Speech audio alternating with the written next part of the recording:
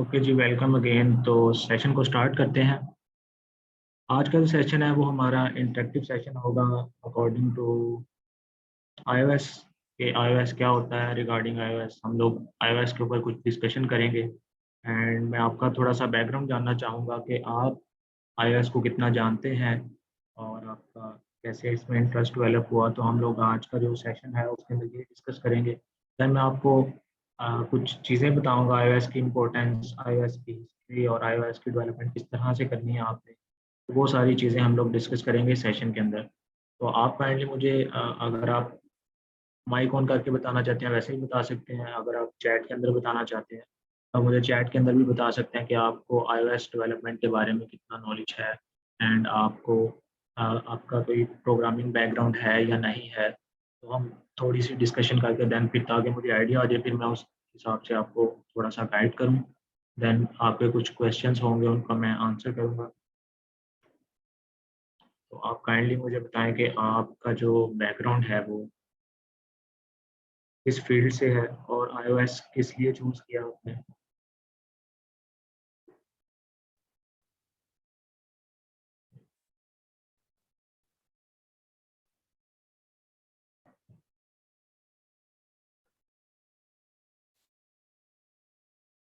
Okay, आपको बस इतना ही पता है कि iOS एक ऑपरेटिंग सिस्टम है एंड आपका जो बैकग्राउंड है वो किस फील्ड से है, आईटी की फील्ड से है या किसी और फील्ड से है।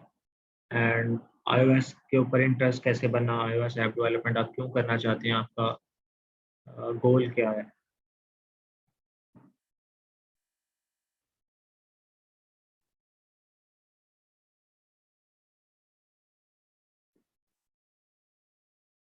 अगर आप माइक ऑन करके बात करना चाहते हैं तो आप डायरेक्ट माइक ऑन कर लें। हम इस सेशन को और इंटरेक्टिव बना लेंगे, लाइक आप क्रॉस टॉक जैसे सेशन होते हैं हम उस तरह कर लेते हैं क्योंकि टाइपिंग में आपको टाइम लग रहा है।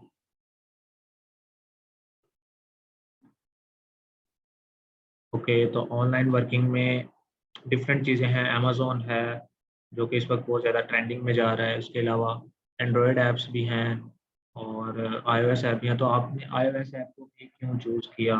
लाइक एंड्रॉयड के यूज़र इस वक्त दुनिया में सबसे ज़्यादा हैं, तो आपने फिर भी आईओएस को चूज़ किया, इसके पीछे भी एक रीज़न होगी कोई ना कोई, या बस खुद ही चूज़ कर लिया, कोई आइडिया नहीं है कि किसके यूज़र ज़्यादा हैं और किसके कम हैं?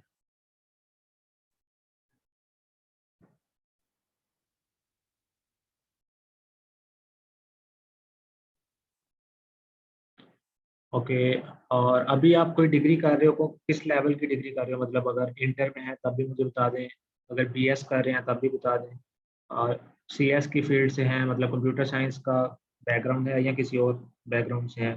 लाइक मेडिकल के बच्चे भी आ जाते हैं, इंजीनियरिंग के बच्चे भी आ जाते हैं।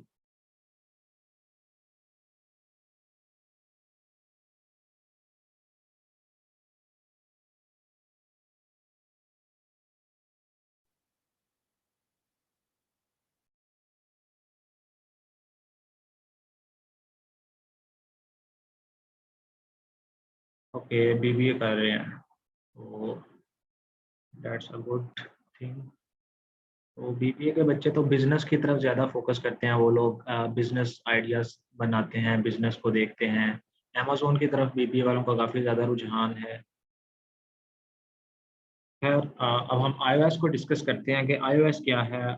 आपने एक फील्ड चूज़ तो कर ली है, बट मेरे पॉइंट ऑफ व्यू के मुताबिक आपको जब फील्ड चूज़ करनी होती है तो आप पहले उस फील्ड के बारे में थोड़ा-सा सर्च करते हैं। क्योंकि अब जब आप एक अपनी फील्ड चूज़ करते हो, उस फील्ड के ऊपर आपको इतना नॉलेज होना चाहिए कि यार मैं इस फील्ड को चूज़ कर रहा हूँ, तो मैं आने वाले वक़्त में क्या मुझे ये जो फील्ड है या जो मैं करियर चूज़ कर रहा हूँ, वो आने वाले वक़्त में मुझे किस हद तक फ़ायदा देगा? इसका कोई स्कोप है भी या नहीं है? तो हम इन चीज़ों को डिस्कस करेंगे। आपका चूँकि सीएस का बैकग्राउंड नहीं है, आपको प्रोग्रामिंग का बैकग्राउंड नहीं है, तो हम इसको बिल्कुल बेसिक लेके चलेंगे। आज के सेशन के अंदर मैं आपको कुछ बेसिक चीज़ें बताऊँगा कि iOS है क्या और iOS ऐप डेवलपमेंट के लिए क्या-क्या चीज़ें रिक्वायर्ड होंगी। अच्छा, एक क्वेश्चन मेरा आपसे ये भी होगा कि आप जो iOS डेवलपमेंट के लिए लैपटॉप यूज़ कर रहे हो, वो मैकबुक है या विंडोज़ है?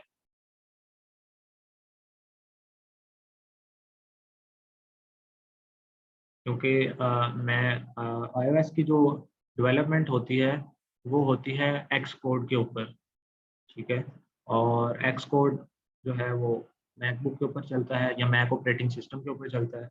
बट डोंट वरी, आपने इस चीज़ से नहीं घबराना कि अगर आपके पास विंडोज़ लैपटॉप है तो क्या आप iOS डेवलपमेंट कर सकते हैं या नहीं। आप विंडोज़ के ऊपर भी iOS डेवलपमेंट कर सकते हैं, बट उसके लिए आपको थोड़ा-सा एक वर्चुअल एनवायरनमेंट क्रिएट करना पड़ेगा, जिसके अंदर आप एक मैक ऑपरेटिंग सिस्टम को रन करोगे, देन उसके अंदर एक्स कोड चलेगा और देन फिर आप जो है iOS की डेवलपमेंट कर सकते हैं।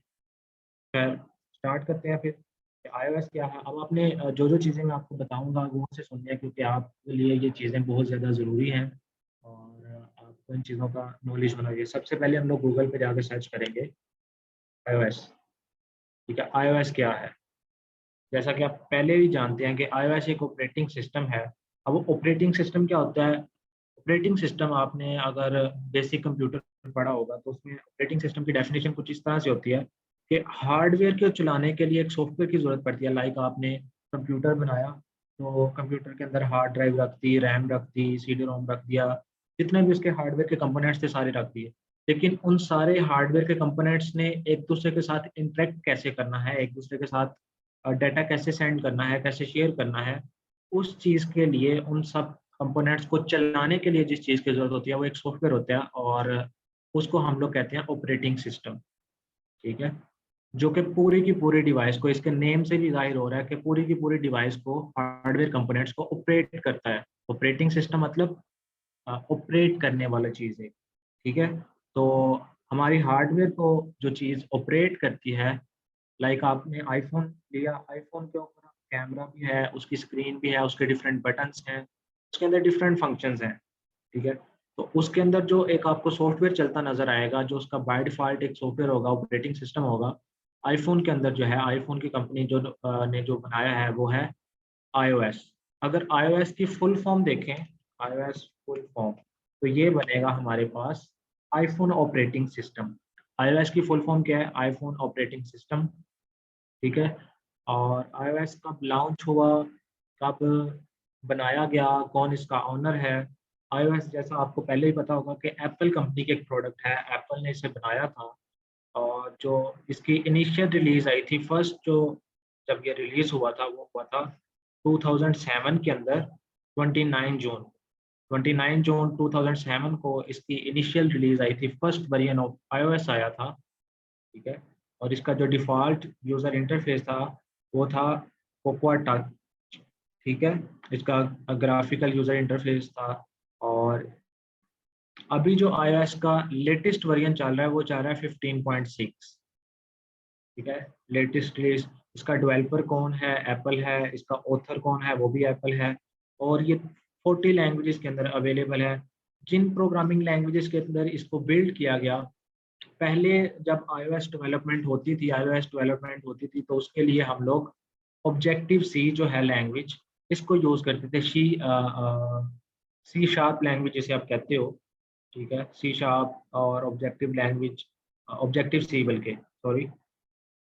लेकिन अब जो iOS की डेवलपमेंट हो रही है वो सिर्फ़ एक लैंग्वेज के अंदर हो रही है, वो है स्विफ्ट। ज़्यादातर स्विफ्ट यूज़ हो रही है, वैसे सी शार्प के अंदर भी इसकी डेवलपमेंट होती है। और इन तमाम लैंग्वेजेज़ से मिलके ये बना है Swift, C, C plus plus, objective सी, असेंबली लैंग्वेज। अब ये लैंग्वेजेज़ क्या हैं? पहले तो मैंने आपको बताया कि ऑपरेटिंग सिस्टम क्या है। ऑपरेटिंग सिस्टम हार्डवेयर को मेंटेन करने के लिए जो आपने पूरा बनाया होता है सिस्टम, उसको ऑपरेटिंग सिस्टम कहते हैं। उसके बाद वो ऑपरेटिंग सिस्टम कैसे बना है, ठीक है? वो जो ऑपरेटिंग सिस्टम है वो कैसे बना है? अब जो ऑपरेटिंग सिस्टम्स होते हैं या जो ऐप्स होती हैं या जो वेबसाइट्स हैं, जितने भी सॉफ्टवेयर्स होते हैं, वो डिफरेंट लैंग्वेजेज़ के अंदर लिखे जाते हैं। अब वो डिफरेंट लैंग्वेजेज़ कौन-कौन सी हैं? काफ़ी ज़्यादा प्रोग्रामिंग लैंग्वेजेज़ हैं हमारे पास। तो हर सॉफ्टवेयर जो है वो किसी न किसी प्रोग्रामिंग लैंग्वेज के ऊपर लिखा जाता है। अब प्रोग्रामिंग लैंग्वेजेज़ क्या होती हैं? प्रोग्रामिंग लैंग्वेजेज़ ये होती हैं, अब हमारा कंप्यूटर जो है या हमारा ये जो लैपटॉप है, इसको हमने कोई सेट ऑफ इंस्ट्रक्शंस देनी होती हैं, हमने इसको समझाना होता है कि आपने ये फंक्शन परफ़ॉर्म करना है। लाइक यहाँ पर जैसे हमारे पास गूगल में ये जो न्यू टैब का बटन है, इसके ऊपर क्लिक करते हैं तो न्यू टैब ओपन होता है। इसके पीछे भी प्रोग्रामिंग है। इसके पीछे एक प्रोग्रामिंग लैंग्वेज के अंदर हमने कोड लिखा हुआ है, एक सेट ऑफ इंस्ट्रक्शन दिया हुआ है इसको कि जैसे यूजर इस प्लस के बटन के ऊपर क्लिक करेगा तो आपने क्या करना है, एक न्यू विंडो ओपन कर देना है, न्यू टैब ओपन कर देना है। तो वो सारी चीज जो इंस्ट्रक्शंस दी गई हैं वो दी गई हैं प्रोग्रामिंग लैंग्वेज के अंदर। ठीक है, तो iOS भी क्या है, एक ऑपरेटिंग सिस्टम है और इसके पीछे भी क्या चल रहा है, प्रोग्रामिंग लैंग्वेजेस चल रही है। कौन कौन सी चल रही है, Swift, C, C plus plus, objective C and assembly language. अब एक आपको ये असेंबली लैंग्वेज नजर आ रही है। असेंबली लैंग्वेज क्या है, असेंबली लैंग्वेज बेसिकली एक बहुत ही पुरानी और बहुत ही रफ सी एक लैंग्वेज है असेंबली लैंग्वेज। इसको क्यों अपने ऑपरेटिंग सिस्टम के अंदर यूज किया गया है, ये एंड्रॉयड के ऑपरेटिंग सिस्टम के अंदर भी यूज हुई है, ये iOS के भी यूज हुई है।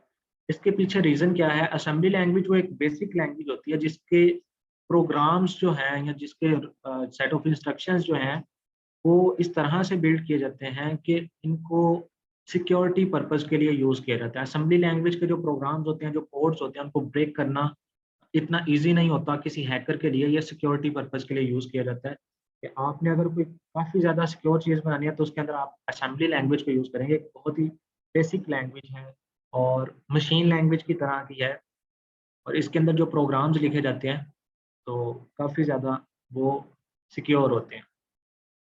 ठीक है जी, अभी तक उम्मीद है कि आपको iOS की समझ आ गई होगी कि iOS क्या है, आईफोन ऑपरेटिंग सिस्टम है, इसकी फुल फॉर्म, और ये एप्पल का प्रोडक्ट है और एप्पल डिवाइसेस के अंदर, एप्पल के जो मोबाइल फ़ोन्स हैं, उनके अंदर यूज़ होता है। और इसकी इनिशियल रिलीज़ आई थी 2007 29 जून को और इसकी जो अभी लेटेस्ट वर्ज़न चल रहा है वो है 15.6। ठीक है? उसके बाद अब iOS जो है इसकी मार्केट का पता कर लेते हैं कि iOS यूज़र्स कितने हैं इन द वर्ल्ड। आपने फील्ड तो चूज़ की है iOS users in the world.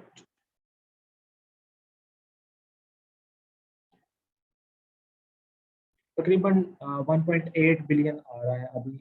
Apple devices जो है ऑल अराउंड द वर्ल्ड चल रही हैं, 1.8 बिलियन। ओके यार, आपका नेम पढ़ने में मुझे बड़ी डिफिकल्टी हो रही है। समामा आई थिंक आपका नेम है, तो गुड। ये चीज़ें आपको मैं इसलिए बता रहा हूँ क्योंकि आप जो है इस फील्ड से बिल्कुल नहीं, आपको इन चीज़ों का कोई नॉलेज नहीं है, इसलिए मैं आपको बेसिक चीज़ें बता रहा हूँ इसकी, कि आपको इन चीज़ों का नॉलेज होना चाहिए। जब आप किसी फील्ड के अंदर जाते हैं तो आपने कोई भी फील्ड चूज़ की है, उसके बेसिक्स आपको आने चाहिए। लाइक आपने iOS डेवलपमेंट चूज़ कर ली, अब आपसे कोई पूछे iOS क्या है, ठीक है? iOS फर्स्ट टाइम कब रिलीज़ हुआ था? iOS का भी लेटेस्ट वर्ज़न कौन-सा चल रहा है? iOS को किसने बनाया था? iOS का जो पहला वर्ज़न आया था, उसका क्या नेम था? ठीक है? iOS कौन-कौन सी लैंग्वेज के अंदर लिखा गया है? असेंबली लैंग्वेज क्या है? तो ये कुछ बेसिक कांसेप्ट्स हैं जो आपको इंटरव्यू के अंदर भी पूछे जाते हैं अक्सर। अगर आप कहीं पे इंटरव्यू देने जाएँगे तो वहाँ पर भी आपसे कभी कहीं न कहीं, ज़्यादातर वैसे पूछते नहीं हैं इन बेसिक चीज़ों के बारे में, ज़्यादातर वो आपसे प्रोग्रामिंग का पूछ लेते हैं।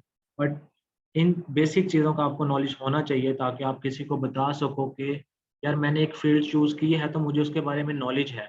ये नहीं है कि मैं ब्लाइंड उस फ़ील्ड के अंदर फिर रहा हूँ या मुझे कुछ नहीं पता उस फ़ील्ड के बारे में, जो टीचर पढ़ा रहा है मैं बस पढ़ी जा रहा हूँ। तो आपको कुछ थोड़ी-सी रिसर्च करनी पड़ती है कि यार आप जो चीज़ कर रहे हो उसकी वर्थ क्या है? लाइक अगर आप मेरे से पूछो कि iOS की क्या वर्थ है तो मैं आपको बताऊँगा कि iOS की क्या वर्थ है। आप मेरे से एंड्रॉयड की वर्थ पूछोगे तो मैं आपको एंड्रॉयड की वर्थ बताऊँगा कि एंड्रॉयड की वर्थ क्या है। एंड्रॉयड ज़्यादा बेटर है, iOS ज़्यादा बेटर है क्योंकि मैं दोनों चीज़ों के ऊपर वर्किंग कर रहा हूँ। तो मुझे अपनी फ़ील्ड के बारे में नॉलेज होना चाहिए ताकि जब आपसे कोई बंदा क्वेश्चन पूछे तो आप उसको आंसर कर सको। तो अभी करंटली क्या है, 1.8 बिलियन एक्टिव यूज़र्स हैं एप्पल डिवाइसेज़ के। तो लाइक आप एक एप्लीकेशन बनाते हो iOS की, तो आपके पास ऐप स्टोर के ऊपर कितनी टारगेट ऑडियंस है? वो है 1.8 बिलियन। आप एप्लीकेशन बना के ऐप स्टोर के ऊपर अपलोड करते हो और ऐप स्टोर के ऊपर अपलोड करने के बाद जब आप उसको पब्लिक तक पहुँचा दोगे, उसकी एडवर्टाइज़मेंट करोगे, तो 1.8 बिलियन पीपल उसको डाउनलोड कर सकते हैं। अब उस 1.8 बिलियन में से आपको 1000 मिलते हैं डाउनलोड्स, 2000 मिलते हैं, 500 मिलते हैं, वो आप पे डिपेंड करता है कि आपकी एप्लीकेशन कितना चलती है, ठीक है? बट मिनिमम अगर आपके 1000 भी आप करवा लेते हैं, 1000 तो यार बंदा अपने फ्रेंड सर्कल में फैला के एडवर्टाइज़मेंट करके उसको डाउनलोड करवा ही देता है।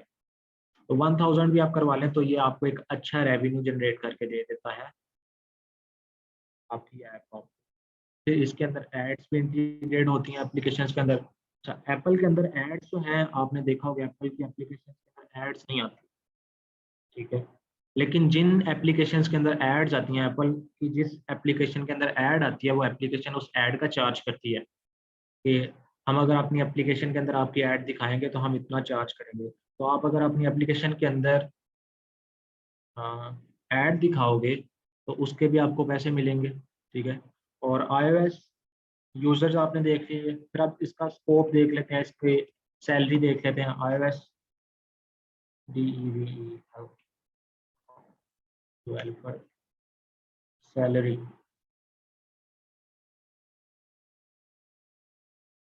अब पाकिस्तान में एक iOS डेवलपर की जो एवरेज सैलरी बन रही है पर मंथ वो कितनी है? 62,873, ठीक है। तो iOS डेवलपर थोड़े से महंगे होते हैं ज़रा, ठीक है, बनिस्बत एंड्रॉयड डेवलपर की, ठीक है। लेकिन ज़्यादा मार्केट एंड्रॉयड की है, कुछ चीज़ों में एंड्रॉयड आगे निकल जाता है, कुछ में iOS आगे निकल जाता है। अभी आप नेटिव लैंग्वेजेस सीख रहे हो, उसके बाद आप आगे डिफरेंट क्रॉस प्लेटफॉर्म्स आ गए हैं जिनमें आप एप्लीकेशन डेवलप करते हो, तो iOS के ऊपर भी चलती है और एंड्रॉयड के ऊपर भी चलती है, वो क्रॉस प्लेटफॉर्म्स हैं। बट उससे पहले आप बेसिक सीखो, नेटिव सीखो, नेटिव सीखने के बाद फिर क्रॉस के ऊपर आओ।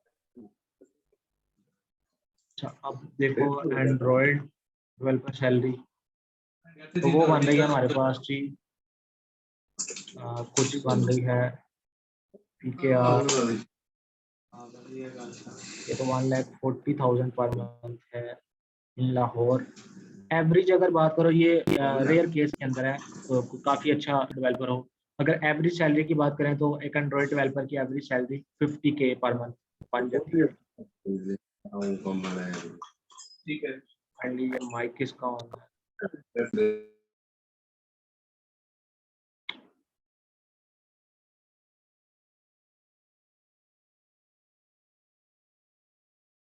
एक सेकंड में ज़रा मीटिंग की सेटिंग्स कर लूँ ताकि फिर अंदर कोई डिस्टर्बेंस ना आए।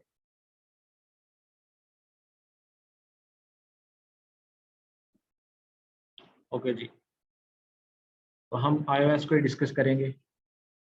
Android okay, iOS developer salary, तो ये कुछ एवरेज सैलरी बन रही है iOS डेवलपर की। और जॉब की बात करें तो जॉब देख लेते हैं जी। अगर हम iOS डेवलपर तो Lahore, junior iOS developer full time iOS developer वाली 90 प्लस जॉब्स हैं इस वक्त अवेलेबल लाहौर के अंदर। 90 जगह पे आपको जॉब मिल सकती है as a junior, as a senior, as a internee. कहीं ना कहीं पे आप फिट आ जाओगे अगर आपको बेसिक चीज़ें आती होंगी, ठीक है। ये डिफरेंट जगह पे देख सकते हैं आप। तो ऐसा नहीं है कि कुछ लोग कहते हैं कि जॉब्स नहीं आ रही या जॉब्स नहीं मिल रही, हर फील्ड की जॉब अवेलेबल है, बस आपको उस जॉब तक पहुंचने के लिए थोड़ी सी मेहनत करनी पड़ती है। अब आप किसी भी सॉफ्टवेयर हाउस के अंदर जाओगे, किसी भी जगह पे जाओगे, तो वो एक ऐसे पर्सन को तो हायर नहीं करेंगे कि जिसको कुछ भी ना आता हो, जिसके ऊपर उल्टा उन्हें मेहनत करनी पड़े। कंपनीज इस वक्त उस बंदे को हायर करती हैं जिसको कम से कम इतना आता हो कि वो चीज़ों को पिक करना जानता हो, वो बेसिक चीज़ें जानता हो। बाकी जब आप वर्किंग करते हैं तो आप सीनियर डेवलपर से कुछ ना कुछ सीख के तो आपका एक्सपीरियंस बढ़ता है। जब आप मार्केट में जाएंगे तो आपने बिल्कुल ब्लैंक नहीं जाना, आपको बेसिक नॉलेज हो, आपने कुछ एक दो ऐप्स बनाई हो, चाहे वो इतनी खास ना भी हो, लेकिन आपका एक पोर्टफोलियो हो, एक अच्छा सा पोर्टफोलियो। आप जाके किसी सॉफ्टवेयर हाउस में बैठते हो तो वो आपसे पूछेंगे कि भाई पहले कोई एप्लीकेशन बनाई है, इसके ऊपर वर्किंग की है, इसके बारे में कुछ आता है, ठीक है। वो कुछ बेसिक क्वेश्चंस पूछेंगे आपसे, स्विफ्ट के बारे में पूछेंगे और एक्स कोड के बारे में पूछेंगे, डिफरेंट प्रोग्रामिंग टेक्निक्स के बारे में पूछेंगे, कुछ चीज़ों के बारे में पूछेंगे, एपीआई इंटीग्रेशन के बारे में पूछेंगे और आपका कॉन्फिडेंस लेवल चेक करेंगे। बाकी थ्रू आउट द सेशन हम देखते जाएंगे कि आपको किस तरह से वर्किंग करनी है।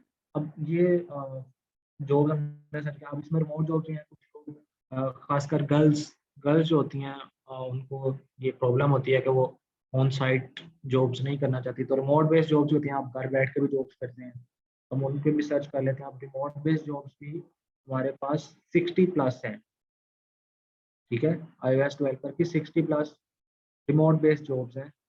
बट ये उन्हीं वही लोग जो हैं अवेल करते हैं जिनको कुछ आता होता है, कुछ करते हैं, वो मंथ और सालों तक उनकी मेहनत होती है, वो डेवलपमेंट के बारे में सर्च करते हैं, ठीक है। आप सर्च करेंगे, डेवलप करेंगे चीज़ों को, अपना पोर्टफोलियो बनाएंगे, देन फिर आप इंटरव्यू के लिए जाएंगे। फर्स्ट इंटरव्यू में कोई भी सिलेक्ट नहीं होता, बहुत रेयर केस होता है कि फर्स्ट इंटरव्यू में कोई सिलेक्ट हो, क्योंकि आपका फर्स्ट एक्सपीरियंस होता है।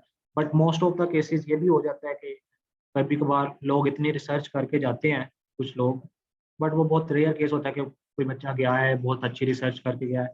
पहले आपने जिस जॉब के भी अप्लाई करना होता है, पहले उसकी डिस्क्रिप्शन पढ़े, यार इनको चाहिए क्या, ठीक है। फिर उनकी रिक्वायरमेंट के मुताबिक अपने आप को कंपेयर करें कि यार मुझे ये चीज़ें आती हैं। अगर कोई 1-2 चीज़ें ना भी आती हों, तो उनके लिए आप जब अप्लाई करते हैं, तो उसमें तकरीबन 1 वीक आपको देते हैं वो, 1 वीक एप्लीकेशन प्रोसीजर में लगता है, उसके बाद फिर आपको इंटरव्यू कॉल आती है। तो उस 1 वीक के अंदर आप कोशिश करें कि वो जो उन्होंने जॉब डिस्क्रिप्शन के अंदर लिखा हुआ है कि ये चीज़ रिक्वायर्ड है, ये चीज़ रिक्वायर्ड है, हमें iOS डेवलपर ऐसा चाहिए जिसको ये चीज़ें आती हों, तो उन चीज़ों को प्रिपेयर करें। अभी एक गुड आइडिया दूँ, तो आप अभी लिंक्डइन की प्रोफ़ाइल बनाएँ अपनी, ठीक है? लिंक्डइन की प्रोफ़ाइल बना के वहाँ पर जाके लिंक्डइन है, इंडीड है, साथ-साथ ना अभी जॉब के लिए अप्लाई ना करें, बट कम से कम जॉब डिस्क्रिप्शन देखना स्टार्ट कर दें कि यार जो हमारे इर्द-गिर्द सॉफ्टवेयर कंपनीज़ हैं, उनको कैसा डेवलपर चाहिए, ठीक है? उनको कौन-कौन सी चीज़ें आनी चाहिए। फिर वो चीज़ें सीखना स्टार्ट कर दो। 2 से 3 मंथ लगेंगे, आप लोग वो सारी चीज़ें सीख जाओगे। उनके ऊपर आपकी थोड़ी बहुत ग्रिप होगी, सारी चीज़ें पता होंगी। देन फिर जब आप जॉब पे जाओगे, तो इंशाल्लाह आप फर्स्ट इंटरव्यू के अंदर ही सिलेक्ट हो जाओगे, ठीक है? अब iOS डेवलपमेंट होती है, iOS क्या होता है? अब iOS ऐप्स क्या होती हैं? iOS सीख देख लिया आपने iOS, अब iOS ऐप्स को देखते हैं। iOS खाली क्या था? iOS था एक ऑपरेटिंग सिस्टम, और iOS ऐप्स क्या हैं? उस ऑपरेटिंग सिस्टम की ऐप्स चल रही होती हैं, वो व्हाट्सएप है, फेसबुक है, इंस्टाग्राम है, जो कि एप्पल डिवाइसेज़ के अंदर आपको सारी ऐप्स नज़र आ रही होती हैं, वो होती हैं iOS ऐप्स, जो कि सिर्फ़ iOS ऑपरेटिंग सिस्टम के अंदर चलती हैं या iOS ऑपरेटिंग सिस्टम को सपोर्ट करती हैं। वो एप्लीकेशंस जो सिर्फ़ iOS ऑपरेटिंग सिस्टम को सपोर्ट करती हैं, वो होती हैं iOS ऐप्स। जो सिर्फ़ एंड्रॉयड सिस्टम को सपोर्ट करती हैं या एंड्रॉयड ऑपरेटिंग सिस्टम को सपोर्ट करती हैं, वो होती हैं एंड्रॉयड ऐप्स। तो iOS और iOS ऐप के अंदर फ़र्क है, ठीक है? iOS क्या है? iOS एक ऑपरेटिंग सिस्टम है, और iOS एप्लीकेशन क्या है? iOS ऑपरेटिंग सिस्टम के ऊपर चलने वाली एप्लीकेशन को iOS एप्लीकेशन कहते हैं। अब iOS ऐप किस तरह बनाई जाती है, इसके लिए कौन-कौन सी चीज़ें रिक्वायर्ड होती हैं, वो देख लेते हैं कि iOS app D iOS app development, iOS app development के लिए कौन-कौन सी चीज़ें चाहिए? उसके लिए ये देखो उन्होंने सारी डिस्क्रिप्शन लिखी हुई है। iOS ऐप डेवलपमेंट ट्यूटोरियल सारा एप्पल डेवलपर वालों ने के basics of Xcode, Swift UI, UI kits, ये चीज़ें आपको सीखनी पड़ेंगी। आपको एक्सकोड की बेसिक्स आनी चाहिए। एक्सकोड क्या है? एक्सकोड भी बताता हूँ क्या है। स्विफ्ट का यूज़र इंटरफेस सीखना पड़ेगा, यूआई किट्स सीखनी पड़ेंगी, और कंपाइलिंग ऑफ iOS ऐप सीखना पड़ेगा। तकरीबन आपको 14 घंटे लगते हैं ये सब चीज़ें करने में। 14 आवर्स का अगर आप कोर्स कर लेते हैं, मतलब आप 14-15 घंटे का एक कोर्स करते हैं, तो आपको इन बेसिक चीज़ों का आइडिया हो जाता है, ठीक है? तो जी, आ जाते हैं आप iOS डेवलपमेंट। iOS ऐप्स जो हैं वो स्विफ्ट लैंग्वेज के अंदर बनाई जाती हैं, ठीक है? ये एक स्विफ्ट प्रोग्रामिंग लैंग्वेज है। स्विफ्ट क्या है? एक प्रोग्रामिंग लैंग्वेज है जिसके ऊपर आप iOS ऐप का कोड लिखते हो, ठीक है? iOS ऐप्स अब इसके ऊपर बनाई जाती हैं। अब जितने भी एप्पल के प्रोडक्ट्स हैं, उन सब की डेवलपमेंट इस प्रोग्रामिंग लैंग्वेज के थ्रू होती है, स्विफ्ट प्रोग्रामिंग लैंग्वेज के थ्रू, ठीक है? अब चाहे वो मैक ऑपरेटिंग सिस्टम हो, मैक जो एप्पल के लैपटॉप्स होते हैं, उनके अंदर जो ऑपरेटिंग सिस्टम चल रहा था, उसे मैक ऑपरेटिंग सिस्टम कहते हैं, जिसे हम मैकिन्टोश भी कहते हैं, ठीक है? चाहे आईपैड हो, iOS की जितनी भी चीज़ें हैं, वो सारी स्विफ्ट लैंग्वेज के अंदर ही अब लिखी जाती हैं। ठीक है। और ये किस किस ने बनाई थी, ये वो सारे बंदों के नाम आ रहे हैं। और इसकी जो स्टेबल रिलीज थी वो कब हुई थी, वो अभी जो 5.7 है, 14 दिन पहले इसकी एक स्टेबल रिलीज नहीं आई है। फर्स्ट टाइम स्विफ्ट लैंग्वेज कब आई थी, वो 8 साल पहले 2014 में आई थी, 2 जून को। अभी जो इसकी स्टेबल रिलीज चल रही है वो कुछ दिन पहले ही रिलीज हुआ है, नया वर्जन इसका। तो स्विफ्ट, अब आपके माइंड में एक क्वेश्चन आ रहा हो कि आप iOS एप्लीकेशंस की जो प्रोग्रामिंग है वो किस लैंग्वेज के अंदर करोगे, वो स्विफ्ट लैंग्वेज के अंदर करोगे। उसके बाद सेकंड चीज़ कि आप ये जो स्विफ्ट लैंग्वेज है आप किस जगह पे लिखनी है, किस सॉफ्टवेयर के अंदर लिखनी है कि आपकी iOS एप्लीकेशन बिल्ड हो। तो वो जो सॉफ्टवेयर है iOS एप्लीकेशन को बिल्ड करने के लिए वो होता है एक्सकोड। ठीक है। एक्सकोड एक सॉफ्टवेयर है, एक IDE है, एक सॉफ्टवेयर है जिसके अंदर आप iOS application, Mac operating system, iOS watches, iOS iPad OS जो होता है इन और एप्पल का जो टीवी है, वो सब की जितनी भी डेवलपमेंट होती है वो होती है एक्सकोड सॉफ्टवेयर के अंदर। एक्सकोड सॉफ्टवेयर आपने इंस्टॉल करना है अपने सिस्टम के अंदर। अगर आपके पास मैकबुक है तो आप डायरेक्ट एक्सकोड इंस्टॉल कर सकते हैं। अगर आपके पास मैकबुक नहीं है तो देन एक्सकोड किस तरह से इंस्टॉल करना है वो भी हम अभी देखते हैं कि वो किस तरह से आप इंस्टॉल करेंगे। ठीक है, यहाँ पर देखो iOS को उन्होंने लिखा हुआ है, इसका जो ऑपरेटिंग सिस्टम है वो मैक ओएस है, ये सिर्फ मैक ओएस के ऊपर चलेगा, इसके अलावा किसी और सॉफ्टवेयर के ऊपर नहीं चलेगा। iOS कब रिलीज, बल्कि एक्सकोड कब बनाया गया था, 2003 के अंदर बनाया गया था। इसकी भी थोड़ी सी हिस्ट्री है, ये भी आप लोगों ने पढ़ लेनी है। जिस भी चीज़ को आप टच करते हैं उसकी थोड़ी सी हिस्ट्री जानना आपके लिए लाजमी होता है। इससे एक तो आपके नॉलेज के अंदर इजाफा होता है और आपका जो मेंटल लेवल है वो भी बढ़ जाता है कि आपको हर एक चीज़ के बेसिक्स के बारे में पता है, और आपके बात करने के अंदाज के अंदर ना थोड़ा सा प्रोफेशनल भी आ जाता है कि जब भी आप कोई बात करते हो आप उसकी हिस्ट्री पता होती है, आप पता लगता है कि आपने कोई रिसर्च की हो या आप रट्टा मार के नहीं बैठे हो किसी चीज़। ठीक है। तो एक्सकोड को विंडोज़ के अंदर कैसे इंस्टॉल करना है, आप देखते हैं जी एक्सकोड को विंडोज़ के अंदर कैसे इंस्टॉल करते हैं। How to install Xcode in Windows.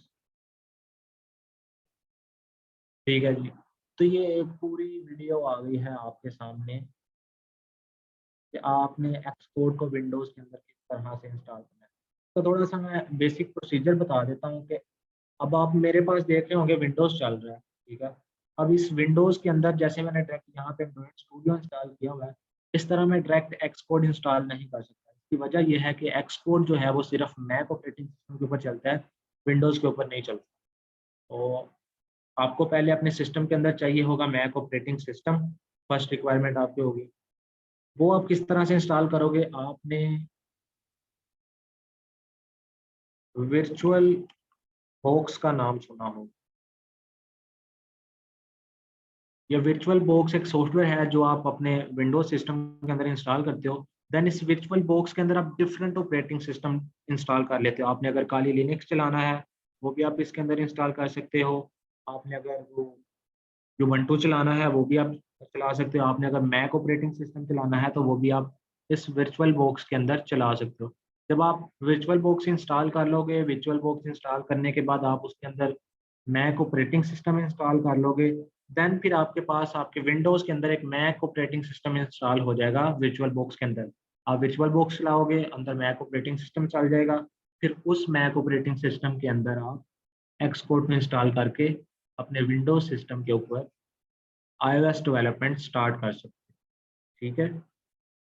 तो ये सारा प्रोसीजर है एक विंडोज़ सिस्टम के अंदर, किस तरह से आपने एक्सपोर्ट चलाना है, वो सारा प्रोसीजर मैंने आपको बताया। अब ये सारा परफ़ॉर्म आपने खुद करना है, आपको इसके लिए यूट्यूब से वीडियो देखनी पड़ती है। आप वीडियो देख लो कि आपकी सिस्टम रिक्वायरमेंट क्या है, आपका सिस्टम कैसा है, क्योंकि वर्चुअल बॉक्स जो है वो एक काफ़ी हैवी सॉफ्टवेयर है, और जब आप उसके अंदर मैक ऑपरेटिंग सिस्टम करेंगे तो इसके लिए आपको रैम और हार्ड ड्राइव स्पेस अच्छी चाहिए।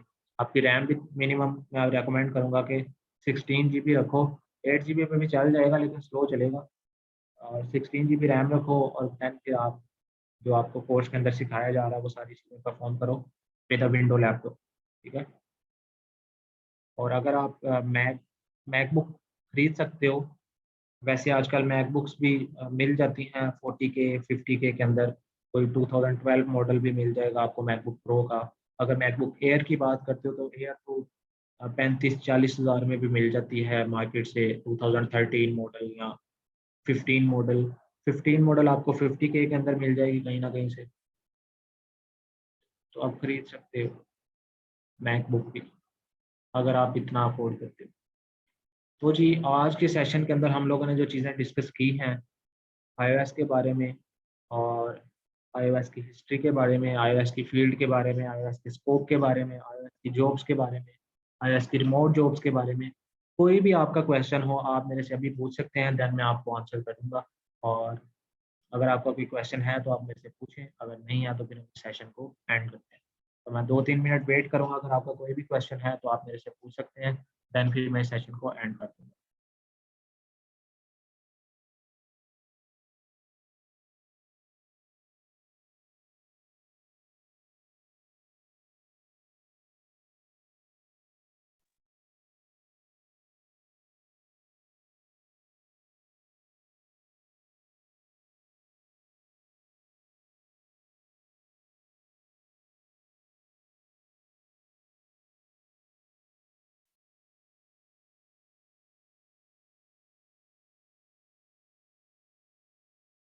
तो आई थिंक मेरे ख्याल से किसी का कोई क्वेश्चन नहीं है, देन फिर मैं सेशन को एंड कर देता हूँ और मिलते हैं नेक्स्ट सेशन के अंदर। तब तक के लिए अल्लाह हाफ़िज़।